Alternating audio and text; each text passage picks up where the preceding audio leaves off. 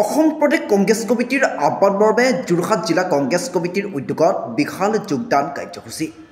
বিধানসভাৰ নিৰ্বাচনৰ দিন চমুচপি অহাৰ লগে লগে ৰাজ্যত শাসক বিৰোধী উভয় দলসমূহত বৃদ্ধি পাইছে তৎপৰতা। বিভিন্ন ৰাজনৈতিক দলসমূহে ঠায়ে ঠায়ে আয়োজন কৰিছে যোগদান কাৰ্যসূচী। তাৰ সমান্তৰালকৈ আজিৰ দিনটোত অসমৰ বিভিন্ন জিলাৰ লগতে যোৰহাটত বিৰোধী দল কংগ্ৰেছে এক যোগদান কাৰ্যসূচীৰ আয়োজন কৰে। অসম প্ৰদেশ কংগ্ৰেছ কমিটিৰ আহ্বানমৰ্মে যোৰহাট কংগ্ৰেছ ভৱনত এক বিশাল যোগদান কাৰ্যসূচী অনুষ্ঠিত হৈ যায়। কংগ্ৰেছ দলৰ বিভিন্ন পৰ্যায়ৰ সভাপতি সম্পাদকৰ উপস্থিতিত দিনৰ ভাগত অনুষ্ঠিত হোৱা এই যোগদান কাৰ্যসূচীত বিভিন্ন ৰাজনৈতিক দলৰ কৰ্মীসকলে কংগ্ৰেছ দলত আনুষ্ঠানিকভাৱে যোগদান কৰে। কংগ্ৰেছ দলৰ নীতি আদৰ্শৰ প্ৰতি আকৃষ্ট হৈ এই দলটোত যোগদান কৰাৰ লগতে এইবাৰ 2026 নিৰ্বাচনত কংগ্ৰেছে চৰকাৰ গঠন কৰিব বুলিও মন্তব্য আগবঢ়ায়। যোৰহাটৰ পৰা ধ্ৰুৱজ্যোতি পাচনিৰ ৰিপৰ্ট AIN লাইভ। আমাৰ অসমত 35খন জিলাত আছে। 35খন জিলাতে আজি আমাৰ যোগদান কাৰ্যসূচী হৈছে। আমাৰ নেতা গৌৰৱ গগৈ ডাঙৰীয়াই এই কাৰ্যসূচীটো কৰিবলৈ কৈছিলে, আমি কৰিলোঁ। আমাৰ আজি সুখৰ বিষয়, আমাৰ কাৰ্যসূচীটো বহুত প্ৰায় 450-500 ভিতৰত জইন কৰিছে। আমি টোটেল হিচাপটো পামেই এতিয়া জইন কৰি থাকিলে।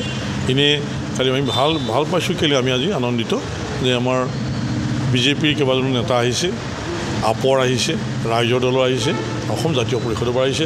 তাৰোপৰি বিভিন্ন সমাজৰ লগত জড়িত, বিভিন্ন ক্ষেত্ৰত জড়িত বহুত ব্যক্তিয়ে আহি আমাৰ জইন কৰিছে। আমি সেইকাৰণে আনন্দিত আজি ভাল পাইছোঁ। প্ৰায় 450-টো হৈ যাব। মুখ্যমন্ত্ৰী কৈছে যি কংগ্ৰেছৰ যি যোগদান সেই যোগদানৰ কোনো মানে উল্লেখযোগ্য দিশ নাই বুলি কৈছে। তেখেতে মুখ্যমন্ত্ৰীয়ে ক'বই তেখেতে এতিয়া কওকচোন, তেখেতে বেয়া পাইছে তেনে কি ধৰক আমাৰ যাক যি জইন কৰিলে মই ভাবোঁ মুখ্যমন্ত্ৰী মাননীয় মুখ্যমন্ত্ৰী ডাঙৰীয়াই কেলৈ মোৰ হেৰি কৰিছে, মূল সমস্যা তেখেতে নিজে ৰাজ্যখনৰ কথা চিন্তা কৰক না, সুবিধাবোৰ কৰি ৰাজ্যখনৰ কথা চিন্তা কৰি দিয়ক। আমাৰ জুবিনদাৰ ন্যায় বিচাৰটো দিয়ক। আমি যিটো গোটেই সমগ্ৰ ৰাইজে বিচাৰিছে আমাৰ হিয়াৰাম মথুজনক মৃত্যুৰ বিষয়ে জানিব বিচাৰিছে, কিন্তু আমাৰ দলৰ কথা আমি জইন কৰিছোঁ। তেখেতে নিজেও দেখোন বেলেগ দলৰ পৰা ভিতৰত দলত ডাব্বা কৰি ফুৰিছে তেনেকৈ নিশ্চয় আহিছে। আৰু আজি ভাল পাইছোঁ আমাৰ দুজন ভাল যোৰহাট ডিষ্ট্ৰিক্টৰ উপসভাপতিও আজি জইন কৰিছে বিজেপি, যিজন আমাৰ যোৱাবাৰ আমাৰ ইলেকশ্যনত আপোনাৰ আমাৰ লোকসভা ইলেকশ্যনত তপন গগৈ ইলেকশ্যন এজেণ্ট আছিল, তেখেতে আজি জইন কৰিছে। চবেই জানেই আপোনালোকে।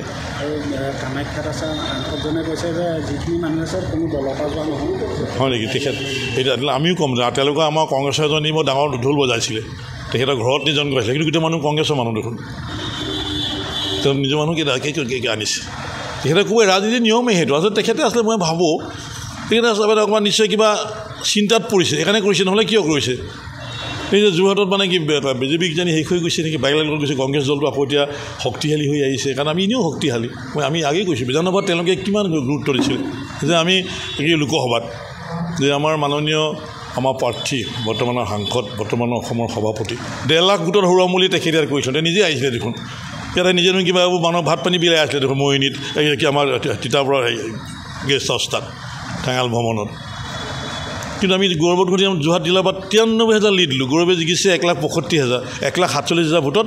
আৰু আমি যোৰহাট জিলাৰ পৰা দিছিলোঁ 93,000। আজি মই ঘোষণা কৰিছোঁ আজি সবৰ আগতে যে আমি গৌৰৱ গগৈ 93,000 ভোটত জিকাইছোঁ। আৰু তেওঁলোকে কিন্তু গোটেই কেবিনেটখন ইয়াত বহি লৈছিলে যোৰহাটত যে গৌৰৱ গগৈ 1.5 লাখ ভোটত হৰুৱাব। এতিয়া তেখেতে সেইকাৰণে সময়ত গম পাব, যেনেকৈ আমি দেখাই দিলোঁ এইটো প্ৰমাণ কৰি। আমি খুব আনন্দিত আজি। আমি খুব মই কংগ্ৰেছ আৰু তেখেতসকলে মোৰ ভাল লাগিলে কেলৈ আজি তেখেতসকলে কিহৰ কাৰণে আহিলে, বিশেষকৈ বিজেপি কিজনে বহুত আমাৰ প্ৰায় 150 মান আহি গৈছে লগাই মেলিলে। মেইন নেতাকেইজনে ভাষণ দিব যিজন আমি দিছোঁ, এতিয়া ৰাইজৰ দলৰ জেনেৰেল ছেক্ৰেটাৰী আপৰ জেনেৰেল ছেক্ৰেটাৰী আহিছে, আৰু মই ক'লোৱে বিজেপিৰ সেই ডক্টৰ যদুনাথ আহিছে, ডক্টৰ যদুনাথ বৰগোহাঁই আহিছে, সাংসদে আমাৰ এয়া ডক্টৰ দিব্যজ্যোতি লিখক আহিছে। যিবিলাক ভাষণ দিছে তেওঁলোকেতো গুণ গোৱা নাই বিজেপি কিহৰ কাৰণে বেয়া পালে সেইবোৰহে কৈছে আমাৰ কংগ্ৰেছৰ মানুহৰ আগত।